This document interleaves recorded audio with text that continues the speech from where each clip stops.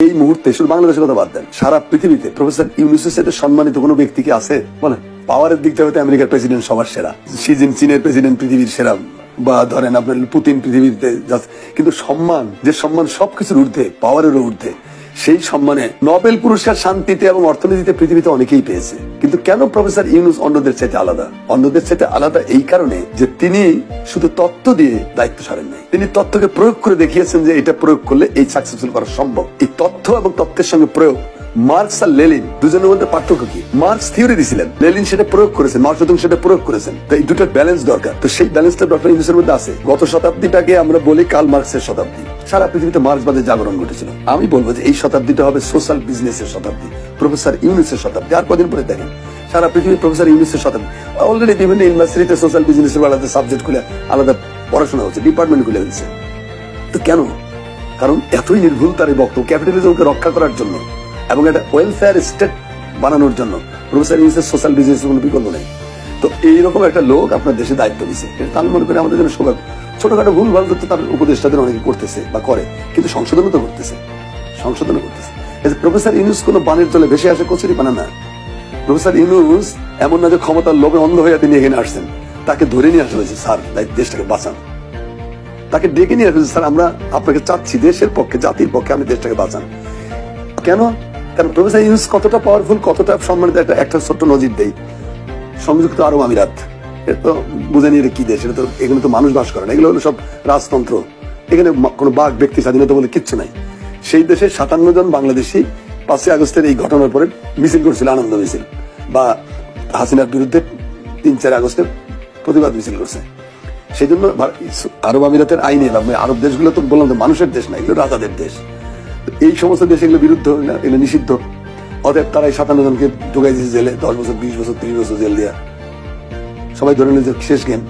Professor Yunus আরব আমিরাতের president যেটা এখন আছে, এটারে বলছে যে আমার লোকগুলোকে ছেড়ে দাও। একটা কথার সব খুলেছে, একদম বেগজুর খেলা ছেড়ে দিয়েছে। আপনি বুঝতে পারেন ব্যক্তিগত ইনফ্লুয়েন্স কাকে বলে? এই ক্ষমতা কি বাংলাদেশের আর কোন রাষ্ট্রনায়ক আছে? আর কোন ব্যক্তির আছে? রাষ্ট্রনায়কের কথা বাদ দেন, আর কোন ব্যক্তির আছে? এই চুপ্পু ফুপ্পু দিয়ে হবে এগুলো? এটা তো প্রফেসর ইউনূসের মতো ব্যক্তিত্ব দরকার, যাকে আজকে 192 জন নোবেল লরিয়েট তার পক্ষে বিবৃতি দিয়েছে। কি মনে করেন আপনি? এটা কি ছেলে খেলা? নোবেল লরিয়েট আপনি কইল আর বিবৃতি স্বাক্ষর করে দিল। এটা বাংলাদেশে থার্ড ক্লাস বুদ্ধিজীবী পেয়েছেন? স্বার্থের জন্য পারে না এমন কোনো কাজ নেই। নোবেল লরিয়েটদের তো মিনিমাম একটা ইথিক্স আছে, তাদের মিনিমাম ইকুয়ালিটি আছে, তাদের মিনিমাম এডুকেশন আছে, তাদের বিপুল অ্যাকসেপ্টেবিলিটি আছে ওয়ার্ল্ডে, সোসাইটিতে। তারা যখন তার পাশে দাঁড়ায় তখন আপনার গৌরব হয় না যে লোকটা আলাদা মানুষ? তো আমাদের দেশের মডেল ডক্টর ইউনূসের উপরে হিট করা হয়েছিল কেন? শত শত মামলা, 100-র উপরে মামলা দিয়েছে তার বিরুদ্ধে। কেন জানেন? জাতি ইন্ডিয়ান এটা প্রজেক্ট, যে জাতির সামনে আইকন দিতে নাই। তুমি জাতির সামনে কোনো মডেল দিবে না। মডেল দেখলে দিলে ছেলেমেয়েরা ওই মডেলকে ফলো করে বড় হবে, অথচ সেও ওরকম বড় হতে চেষ্টা করবে। ডিস্ট্রয় করে দাও সব।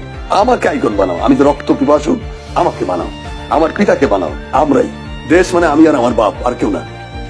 এই যে এই আইকন রক্ষা করতে যে প্রফেসর ইউনূসের মহাসম্মানিত ভাবমূর্তি বিনাশে শত শত প্রচেষ্টা করেছে এই সরকার। তো তাতে কিন্তু প্রফেসর ইউনূসের আবেদন জনগণের কাছে কমছে? বাড়ছে আরো।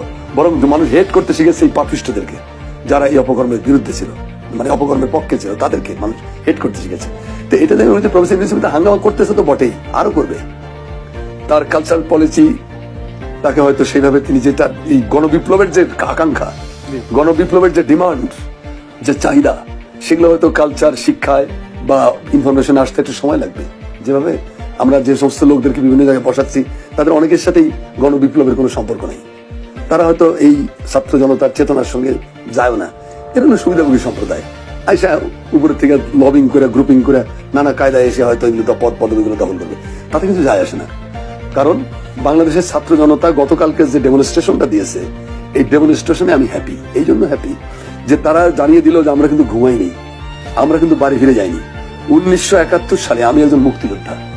1971 সালে যে ভুল আমরা করেছিলাম তার হলো যে শেখ মুজিব ডাক দিল অস্ত্র শস্ত্র ফালাইতে আমরা বাড়ি বাড়ি ফিরে গেলাম।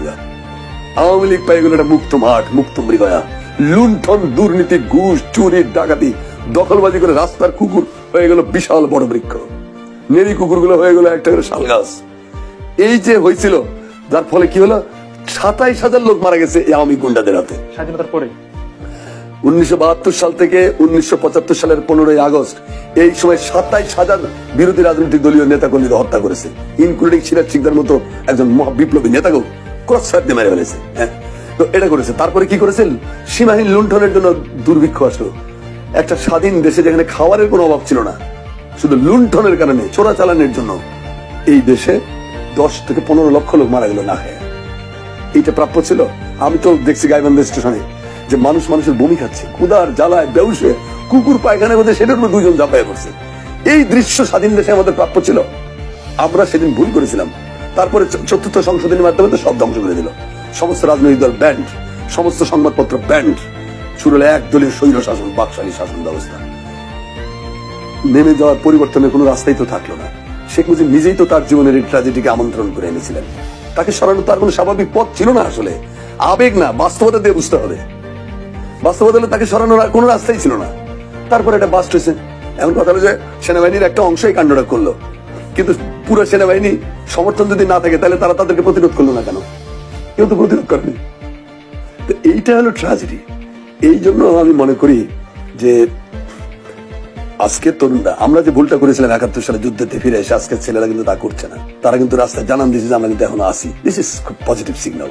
আচ্ছা, তারপরও এই আইকনিক একজন ব্যক্তি, সম্মানিত ব্যক্তি ডক্টর ইউনূসকে নিয়ে তো আমাদের দেশেই অনেকে সমালোচনা করছে, তার পুরস্কার নিয়ে অনেক কথা বলছে। হ্যাঁ, পুরস্কার নিয়ে রবীন্দ্রনাথ যখন নোবেল পুরস্কার পান 1913 সালে, আপনি হয়তো জানেন না, সেই সময় কলকাতার পত্রিকাগুলো কি লিখেছিল? পত্রিকায়, কলকাতার পত্রিকাগুলো 4 কলাম, 5 কলাম, 8 কলাম হেডিং হতো যে জগতে কি গীতি কবির আকাল পড়িয়াছে, ঠাকুর বাড়ির কবুতরটিকে নোবেল দিতে হইল। এটা ছিল পত্রিকার শিরোনাম। রবীন্দ্রনাথ যে নোবেল বিষয়ে তদবির করিয়া তেলবাজি করে ইউরোপের দরজায় দরজায় ঘুরিয়া ঘুরিয়া ভিক্ষা করিয়া এই পদকটি তিনি লইয়া আসিয়াছেন, ইহা আপাতত তিনি নোবেল লাভ করিয়াছেন বটে, কিন্তু তাহার মৃত্যুর সঙ্গে সঙ্গে কেওড়াতলা শ্মশানে যখন তাকে দাহ করা হইবে, তার দায়ের সঙ্গে সঙ্গে তার সমস্ত কর্ম, সাহিত্য, শিল্প যা আছে সবগুলো ভস্মীভূত হইয়া যাইবে। এই ধরনের লেখা বস্তা বস্তা লেখা হয়েছে। তাতে কি রবীন্দ্রনাথ যায় আসছে?